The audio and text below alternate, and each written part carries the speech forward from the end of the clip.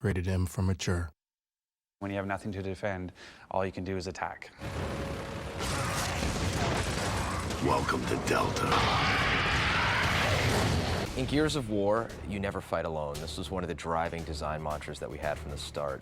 It's not just about Marcus Phoenix, it's also about Dominic Santiago, it's also about the other members of Delta Squad.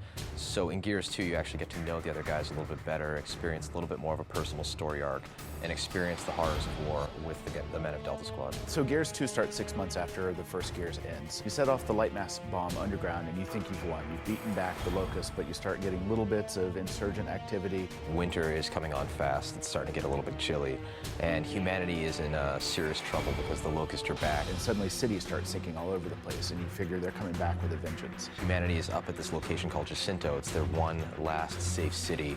They're all coming for it and this is your chance. And so we just do a full assault. We basically need to strike back against the Locust and find where they live and take them out potentially once and for all.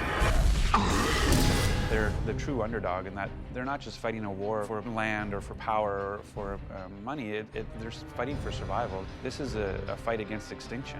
But when it really comes down to it, what the story we're telling is about Delta Squad. When we created the characters in Delta Squad, we kind of wanted to fill each different archetype for personality. Marcus is the kind of Caucasian anti-hero. He's had a few years, a few battles on him. It never ends. Dominic is the half Hispanic best friend who occasionally, cracks a joke. If Cole used to puke on a Raven, he must be tagging the walls with Chute right now. Baird is the cynical, angry white man mechanic type who really, believes he should be in charge, but his attitude is ultimately limiting him from getting that job. As Dom and I will continue on foot. What? But they're gonna die otherwise. And then Cole is the charismatic African-American athlete who is a tremendously wonderful soldier, always eager to lend a hand and, has become a fan favorite. Come on, man, let's roll. Marcus Phoenix is an enigma wrapped in a riddle. I'm not sure if the game made Marcus cool or Marcus made the game cool, but he's just a guy who's stuck in the situation and he wants out of it. And the best way to get him to be able to go back to his regular life, if there even is a regular life anymore, is to beat the Locust back. Hang in there, Rook. We'll be there soon.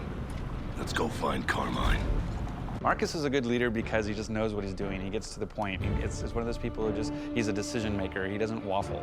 He's a guy who chose his family over his duty back in the day when he went out to help his father, Adam Phoenix. Dom looks up to Marcus, right?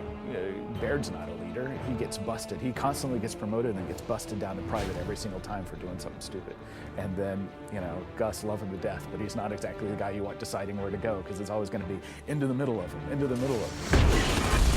One of the new Gears you get to meet in Gears 2 is Ty Caliso, who's a longtime friend of Marcus's. They actually fought together in the Pendulum Wars. Ty, good to see you. We wanted to bring in a new, good, tough soldier, but we didn't want another over-the-top Gus or another taciturn Marcus. And, where do you go? Spiritual is what we thought. Someone who's fighting, it's something they believe in, and they believe sort of in, I won't say Bushido, but that art of the warrior and spirituality. Fate has thrown us together again, huh, Marcus? And it adds just a kind of a different feel. We've really steered clear of religion in Gears. There's lots of statuary, things that sort of imply a religion, but we've kind of avoided that. And so this is the first time we've maybe peeked a little bit in about what their beliefs are. Everything happens for a reason. Wait a minute.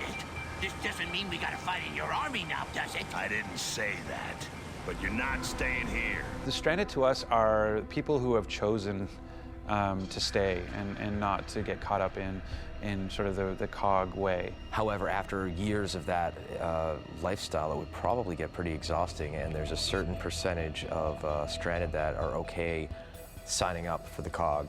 Dizzy's one of those characters that made that trade-off, and he's driving a giant truck for you in Gears 2. Hold them off, boys! Get your asses down there! When you're making a game or a universe like Gears and you have your primary character of Marcus, you have to be very careful with how much personality you put on him because the player is projecting himself onto that guy. If Marcus was looking for his wife, the player would be like, wait, why do I care about this woman? With Dom, we're able to play with these emotions a little bit more. When we wrote Dom is the voice of the player. We didn't want, anytime the player would be saying, what the hell is that? Or why am I doing this? Whatever, Dom says that. He's able to call out, the pink elephant in the middle of the room. We wanted him to be more than just sort of the best friend sidekick. We want to understand what it is that motivates him and why is he in this war. I think we're taking a lot of risks with Dom. It's not just about killing Locust anymore. You ever seen this woman? Name's Maria. Pretty. We have to be really careful trying to get a love story into a game like Gears. If something happens to me, promise me you'll look for Maria. I really hope gamers aren't just going to skip through cinematics, but give it a second and watch it, because I think they're going to be impressed, and it's still cool. They're badass characters who just happen to, be in love. That's cool. Not again! I've lost her again! Ah! Delta out.